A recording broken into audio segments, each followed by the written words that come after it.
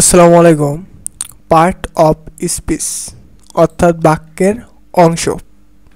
So আজ আমরা এই পার্ট অফ স্পিচ কাকে বলে, কত প্রকার এবং সেগুলো কি কি এবং সেগুলো কিভাবে হয় সব কিছু আমরা আজ এই ভিডিওতে জানব। সো প্রথমে কাকে বলে এটা আমরা দেখি। বাক্যে ব্যবহৃত আলাদা আলাদা প্রত্যেকটি শব্দকে বা ওয়ার্ডকে এক একটি পার্ট অফ স্পিচ বলে। যেমন এখানে কি রয়েছে আই, তারপরে কি রয়েছে গো, তারপরে টু, তারপরে কি স্কুল। সো এখানে 1 2 3 4 এই চারটা ওয়ার্ড, এই চারটা ওয়ার্ড মিলে কি হচ্ছে একটা সেন্টেন্স। সো এই চারটি ওয়ার্ডকেই এক একটা পার্ট, বাক্যের পার্ট অর্থাৎ বাক্যের অংশ বলে। সো এটাই হচ্ছে পার্ট অফ স্পিচ। এই বাক্যে আই শব্দটি একটি পার্ট অফ স্পিচ, গো একটি পার্ট অফ স্পিচ, একইভাবে টু এবং স্কুল শব্দগুলো এক একটি পার্ট অফ স্পিচ। অর্থাৎ এখানে কয়টি পার্ট অফ স্পিচ রয়েছে? 4টি। সো অর্থাৎ এই বাক্যে মোট 4টি শব্দ রয়েছে, সুতরাং এখানে পার্ট অফ স্পিচ এর সংখ্যা 4টি। পরিশেষে বলা যায় যে কোনো সেন্টেন্সে ব্যবহৃত প্রত্যেকটি শব্দ কোনো না কোনো পার্ট অফ স্পিচ এর অন্তর্ভুক্ত। সো পার্ট অফ স্পিচ কত প্রকার, এবার আমরা সেটি দেখব। বাক্যে সমূহতে থাকা শব্দের ওয়ার্ড, বৈশিষ্ট্য, ব্যবহার ও কাজের উপর ভিত্তি করে প্রত্যেকটি শব্দকে বিভিন্ন শ্রেণীতে ভাগ করা হয়। সো পার্ট অফ স্পিচ 8 প্রকার, যথা নাউন। নাউন হচ্ছে বিশেষ্য অর্থাৎ নাম, কোনো কিছুর নামকে নাউন বলা হয়। এরপরে প্রোনাউন। প্রোনাউন হচ্ছে সর্বনাম।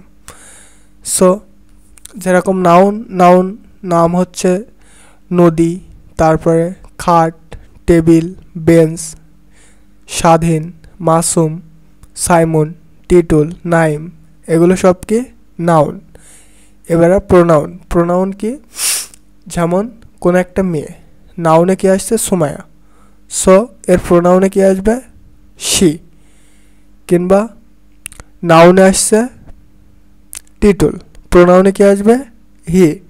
সো এটাই হচ্ছে কি নাউন এবং প্রোনাউনের পার্থক্য।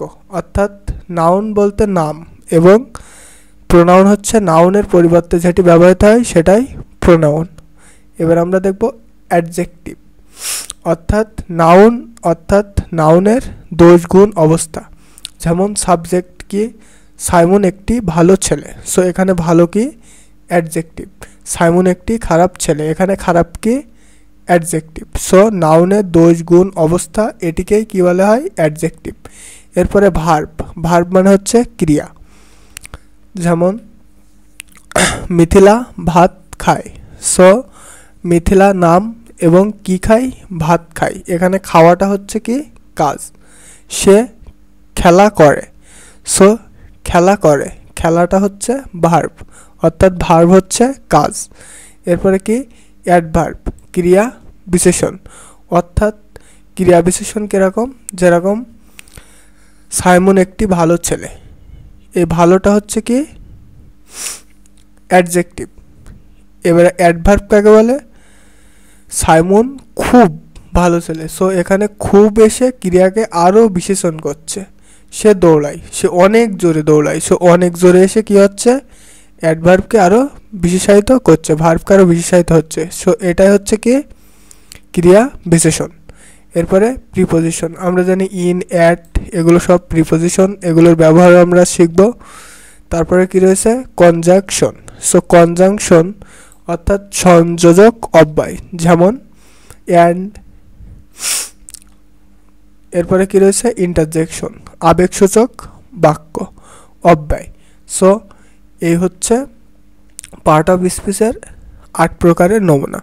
সো একটি ভিডিওতে total noun, pronoun, adjective, verb, adverb, preposition, conjunction, interjection, এই 8টির বিশ্লেষণ করতে গেলে ভিডিওটি 1 ঘন্টার উপরে চলে যাবে। সো আমি টোটাল 8টা ভিডিও তৈরি করেছি। সো এই 8টি ভিডিওতে আপনারা খুব সুন্দরভাবে এগুলো উপস্থাপন পাবেন। সো আমি এই 8টি ভিডিওতে 8টা বিষয় খুব সুন্দরভাবে উপস্থাপন করেছি। সো এই ভিডিওর শেষে আপনারা টোটাল 8টি ভিডিও পেয়ে যাবেন, সেগুলো দেখলেই আপনাদের পার্ট অফ স্পিচ একেবারে কমপ্লিটলি ক্লিয়ার হয়ে যাবে। সো আসসালামু আলাইকুম, থ্যাঙ্কস এভরিওয়ান।